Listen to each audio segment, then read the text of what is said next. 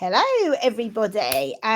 It is, what day is it today? It is Monday. I should know this off by heart because I have just got off the team.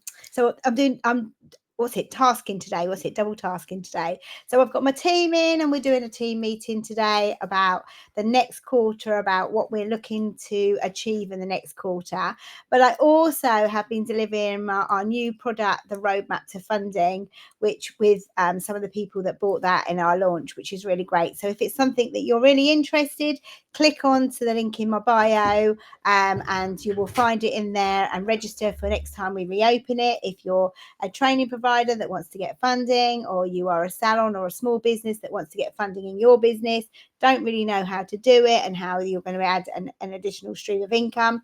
But that is not why I'm on today. The reason that I'm on today is because one of the things that came away when I did my challenge, which was back in, God knows, it seems to be emerging at the moment, all the different things, but it was a couple of weeks ago.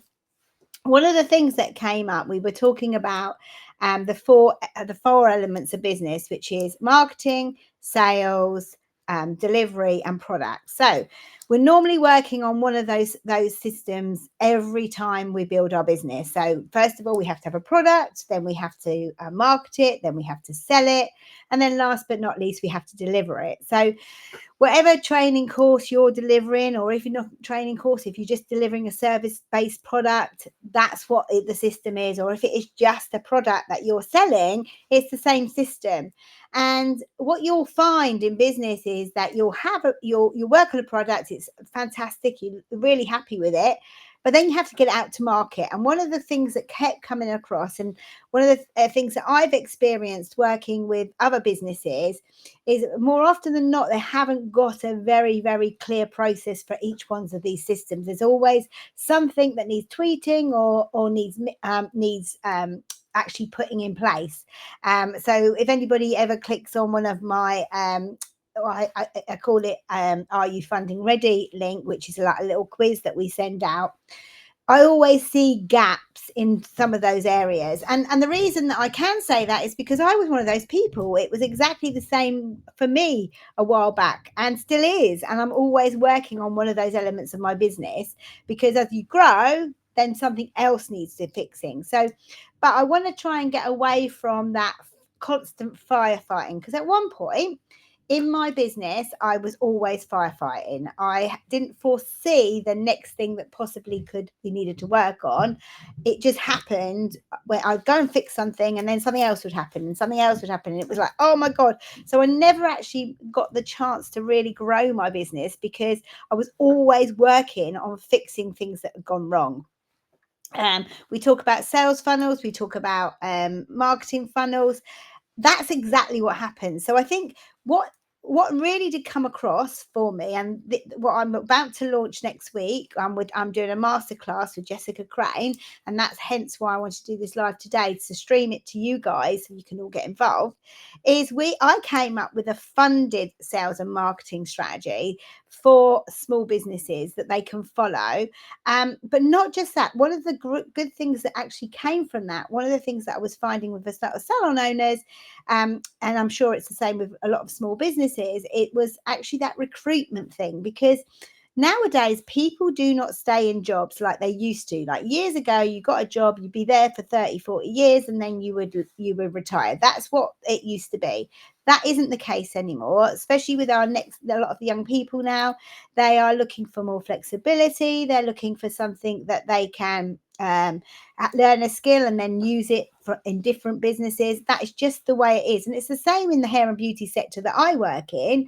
One of the biggest things at the moment that I'm seeing salon owners actually do is they cut back when we have a cost of living crisis. We cut back on two things. And the first one is and employing people. And the second thing, normally it's like what I call the people that will replace the people that we already have that are skilled when they leave. And the second thing is marketing. And they're probably the two things that you need to actually really work on more than anything. And if you've not heard I've just finished recording 2 podcasts with Forest. So if you're in the salon industry, you'll know who they are. They have a proper sales and marketing platform that you can use to go out, marketing system that you can go out to your clients. But what I feel is missing in the industry is people don't know how to really properly use them. So you're always getting people coming in on new people. And this is what we do in business all the time. Okay. So we show up online, but the bookings are still really inconsistent. So what we do is we go on, we'll do a live, and then we get an influx of a few people, and then we might not do it because we get busy in the business. Then we don't do a live for a couple of weeks, and then there's a drop in sales. And most people have tried things. They've tried different agencies. They've tried SEO. They've tried boost posts on social media, but there's never really a consistent plan to be able to follow. Okay, so who's this live for? If you want to grow your business, maybe even bring someone into your team, but you're not sure how to make it work financially. And it is true that this happens all the time. So I'll give you an example of what happens with me when I want to step back from a role. So what I normally do is I do the role first, then I detail it and I delegate it. But sometimes, and this has happened to me in the past, where I've stopped recruiting that next person in, I haven't got that person to delegate it to. So then I end up keeping in that role and I become busy. I feel as if I'm working harder than I ever have. My business is growing. I don't feel I'm making as much money anymore. So I'm really scared to then recruit that next person because I think, what if the money doesn't come in? But this is really where we need to change the way we think, because like business always has to go down to go up. So you always have to invest either time or money or both to be able to go to the next stage. So if you are at that cross point at the moment where you're at that point, the easiest way to actually be able to recruit someone is to bring more money into your business. That's it. So like for me, whenever I think to myself, okay, I want to step back from that role now, how much is it going to cost me to step back from that role? So if I wanted a manager, I'm probably looking at something like 50, 60 grand a year around. If I want a higher player, so someone on my board, it's probably a lot more than that.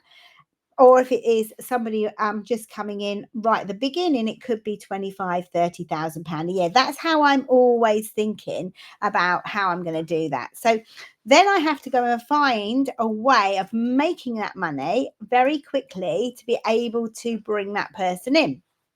So what I do both at the same time. So how I did mine was I would either employ an apprentice, so somebody who hadn't got those skills, that I could have a lower income to be able to train them in. And then what I would do is we would do it together. So I would train them at the same time to take over that role, ready for me to step back. And that worked for me all the time. And I think what a lot of businesses do is that they just bring someone in and go, here you go, off you go. So I was thinking, how can I help business owners who are burnt out from wearing every hat in their business and just need a bit of breathing space? So listen, trust me, you're not alone. That's the first thing. Okay, they are the exact struggles I hear every day from salon owners, educators and course creators, and I have actually been through those struggles as well. So it's just a case I'm looking at my notes so I don't forget anything. Okay, so the first thing is, not one platform is enough. So the first thing is getting those top leads into your business. One platform, just showing up on that platform once a month, is not going to give you the same thing. Okay, so they're all over the place. So you've got Instagram, TikTok, emails, asking friends on WhatsApp, Googling the best local service. All of those things are events. That's like a multi-strategy that you need to have to bring business in. Most people find that really overwhelming. I know I did, and I'm sure there's people out there, and I speak to salon owners all the time, or small businesses that feel exactly the same. Well, where do I start and how do I do it? Okay. And this is the real reason why I have created a multi-channel funded course. Okay. Would you believe? So you don't have to pay for it. The government actually, and I've done it with an expert who knows her stuff. Okay. So that's what I do. I literally, when all of my courses, I'll have a look at what isn't working, and somebody in a majority, a lot of people's courses or businesses, and then I'll go and find a funded pot that I can fix that with. Okay. So what are you going to learn on this thing, this multi channel?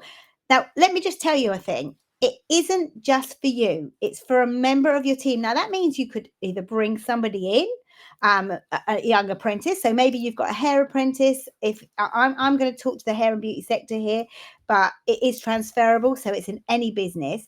But give you an example, a lot of salon owners are saying at the moment, I can't afford to employ an apprentice because they're not making me any money up front. So this is another option, okay, for you. So what you could do, and what I did with a lot of things, I used to use customer service apprenticeships. I used all different business apprentices, all different types to be able to do this. You bring somebody into your business without that particular skill that they're going to be working across to, but may have other skills. So maybe there's somebody that's done level 2 hair at college, not fit for purpose at the moment because they can't do everything, but they have got some skills, and you give them the multi-channel marketing apprenticeship, which is ideal for them because they are now going to learn how to market their own clientele. Now, what's in it for you? Okay, this is what's in it for you. You can slowly start stepping back from all of those things. And you can do it along with them if you want to, which I would definitely advise. And guess what I've just told you is it's funded. So actually, you're not going to pay anything to do it, okay? And nor are they, other than a small employer contribution, which is tiny for the course, whereas the 16 to 18-year-old or 16 to 22-year-old is not going to pay for. The second thing is they're going to learn how to build their client base up so they get more clients, and we can give you some quick revenue producing things in that course that will make sure those clients come in quickly right from the beginning. That's the first. So you cover their initial wage. Okay.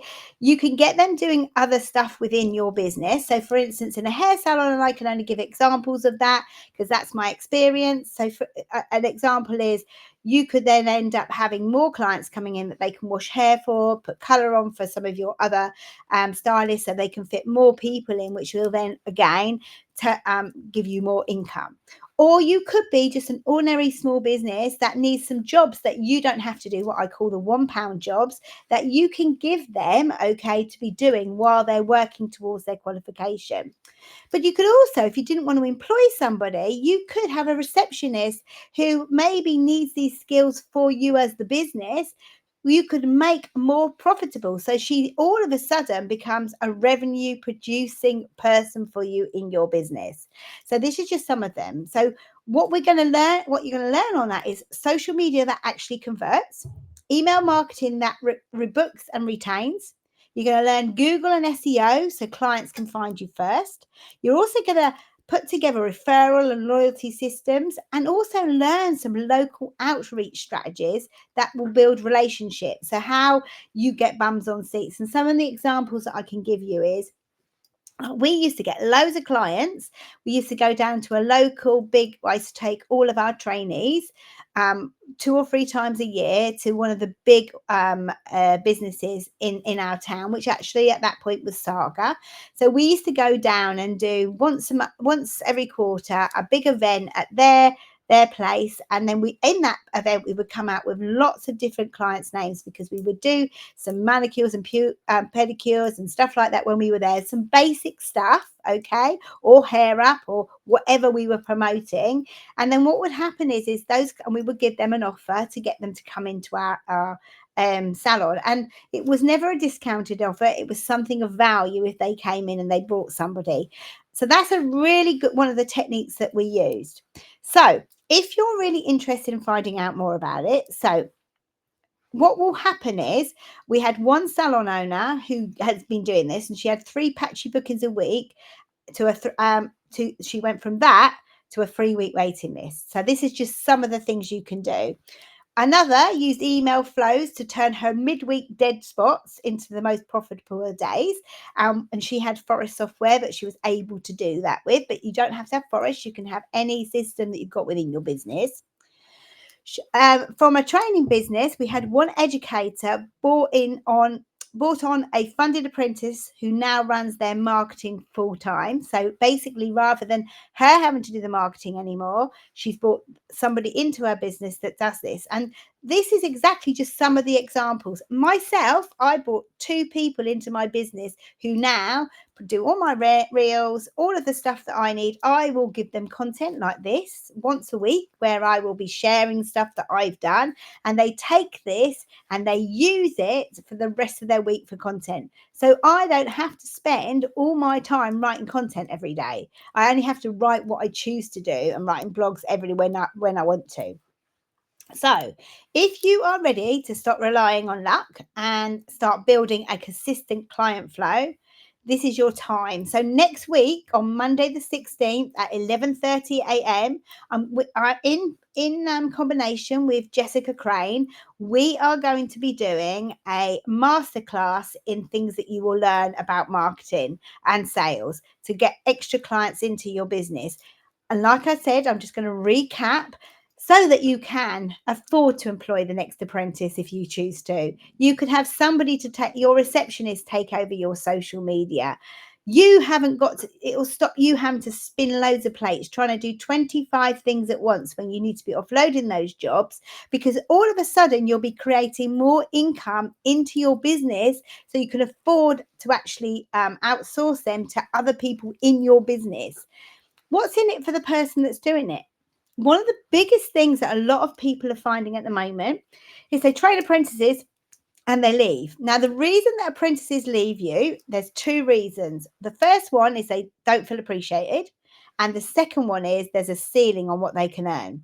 Now, you're just going to give them a skill where they can do a side hustle and actually generate money for other businesses in your local area if they wanted to, okay, and create an income that they can have every month. So all of a sudden you've filled that skill, because most people get into the industry, in the hair and beauty industry, definitely because they love hair and beauty.